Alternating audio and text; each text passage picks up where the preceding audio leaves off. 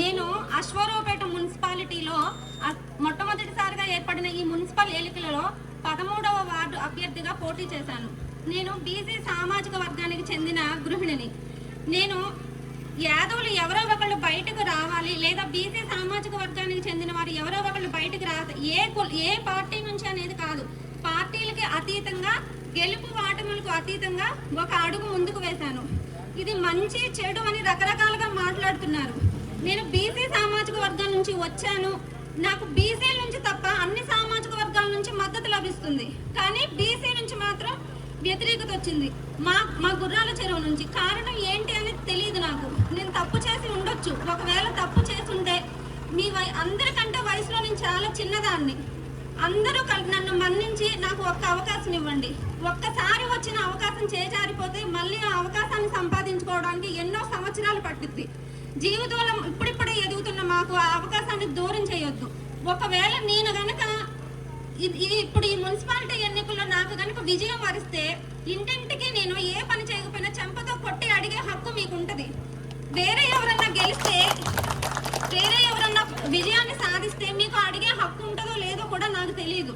ఇది ఎందుకు చేయలేదే నువ్వు అని నన్ను ప్రశ్నించవచ్చు మీరు. మీకు నేను సమాధానం చెప్పకపోతే అదే పెద్దల ముందుకు తీసుకెళ్లి నన్ను నిలబెట్టే అవకాశం మీకు ఉంటది.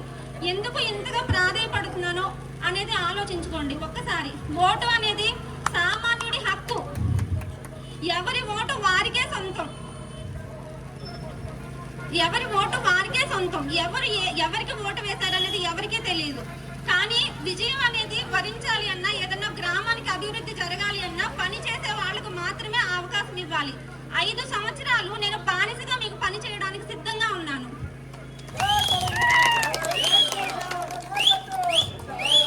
ఈ గ్రామంలో నేను గెలిచినా గెలవకపోయినా మినరల్ వాటర్ ప్లాంట్ పెట్టాలి అనుకున్నాను. పద్మజ మేడం గారు, రమణారావు సార్ నాకు సహాయం చేస్తానని చెప్పారు. మేమిద్దరం కలిసి మినరల్ వాటర్ ప్లాంట్ ఒకటి ఏర్పాటు చేపిస్తాము మన గ్రామ ప్రజల కోసం. అలాగే వెన్నెలా హాస్పిటల్ డాక్టర్ గారు నేను ప్రచారం చేస్తుంటే వీడియోలు చూసారంట మేడం గారు. ఒక్కదాని వేళ వెళ్తున్నావేంటమ్మా, ఎందుకు నువ్వు వెళ్ళట్లేదు, ఎవరు రావట్లేదంటే నా పరిస్థితి చెప్పాను. చెప్తా అమ్మ, నువ్వు కనుక ఇంత పోరాడుతున్నావు కాబట్టి నువ్వు నిజంగా గెలిస్తే నేను 5 సంవత్సరాలు, ఎన్ని సంవత్సరాలు అయితే నువ్వు కౌన్సిలర్ గా ఉంటావో గెలిచి ఆ అన్ని సంవత్సరాలు నేను నా హాస్పిటల్లో ఉచిత ఓపీ ఇస్తానని చెప్పి మేడం గారు చెప్పారు.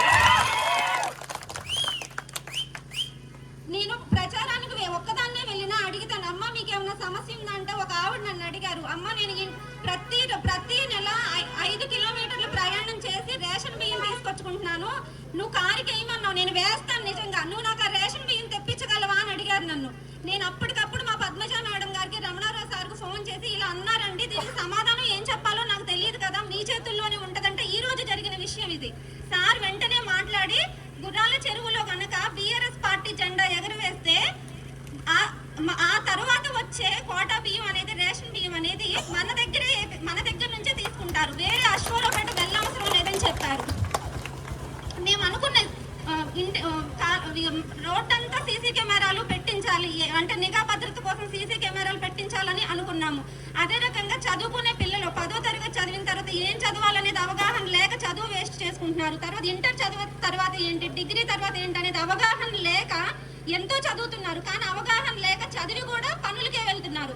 అటువంటి లేకుండా ఫ్యూచర్ లో వాళ్ళు ఏం చేస్తే వాళ్ళు ఫ్యూచర్ సెటిల్ అవుతారు అనే దానికోసం కెరీర్ గైడెన్స్ అనేది ఒకటి పెట్టి నెలకు ఒకసారో లేకపోతే 6 నెలలకు ఒకసారో మేము చెప్పాలనుకున్నాము. లయన్స్ క్లబ్ ద్వారాగా, అలాగే హెల్త్ క్యాంపులు నెలకు ఒకసారి, లేదు అందరికీ ఇబ్బంది ఉంటే 15 రోజులకు ఒకసారో, నెలకు ఒకసారో, 2 నెలలకు ఒకసారో హెల్త్ క్యాంపులు పెట్టి అందరికి కంటి ఆపరేషన్స్ లయన్స్ క్లబ్ ద్వారా నిర్వహించాలనుకున్నాము. ₹1 కూడా దాంట్లో తీసుకోరు. హాస్పిటల్ ద్వారానే ఉచిత కంటి ఆపరేషన్లు చేపిస్తానని మాకు రమణారావు సార్ ప్రామిస్ చేశారు. మీరు గెలిస్తే ఇది చేపిస్తామమ్మా మేము అని. ఈ రోజు పొద్దున్నే నేను మళ్ళీ ఒకసారి ప్రచారానికి వెళ్తే, అమ్మ నువ్వు ఒక్కదాని వచ్చావా, ఇద్దరు వచ్చారా అనేది నాకు సంబంధం లేదు, నేను నీకే వేస్తా, కానీ నువ్వు నాకు మా చేతిలో చేసి మాట ఇవ్వని అడిగారు. ఏం కావాలండి అని అడిగితే ఆవిడ నాకు ఏం చెప్పిందంటే, నువ్వు కనుక గెలిస్తే మన ఊరికి బస్సు ఏర్పాటు చేపిస్తావా అని అడిగారు.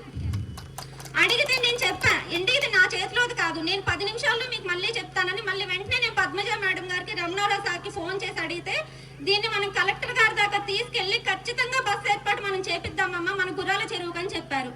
నేను గెలిచానా ఓడేనా అని కాదు, ఏదో ఒకటి చేయాలని తపనతో ముందుకొచ్చాను. దయచేసి ఈ అవకాశాన్ని నాకు దూరం చేసి వాటిని పాలు చేయొద్దు. నన్ను నేను ఎంతో కృషి చేసి ఇది చేశాను, అది చేశాను, అంత అనుభవం ఉంది, ఇంత అనుభవం ఉంది అని నేను చెప్పట్లేదు. నేను ఏ కృషి చేసినా చేయకపోయినా నాకు అవకాశం వచ్చింది. దీన్ని దయచేసి నాకు దూరం చేయాలని అనుకోకుండా మీరందరూ 11వ తారీఖు జరిగే ఎలక్షన్స్ లో 3వ నెంబర్లో ఉన్న కారు గుర్తుకు ఓటేసి నన్ను గెలిపించి మీ గుర్రాల చెరువులో ఉంచి వచ్చిన మీ ఇంటి బిడ్డని మీరు గెలిపించుకొని తలెత్తుకొని నిలబడేలాగా నాతో పాటు మీరందరూ సంతోషంగా తలెత్తుకొని మా పిల్లల్ని మేము నిలబెట్టుకున్నాము, గెలిపించుకున్నాము అనేలాగా చేస్తారని కోరుకుంటూ సెలవు తీసుకుంటున్నాను. జై తెలంగాణ.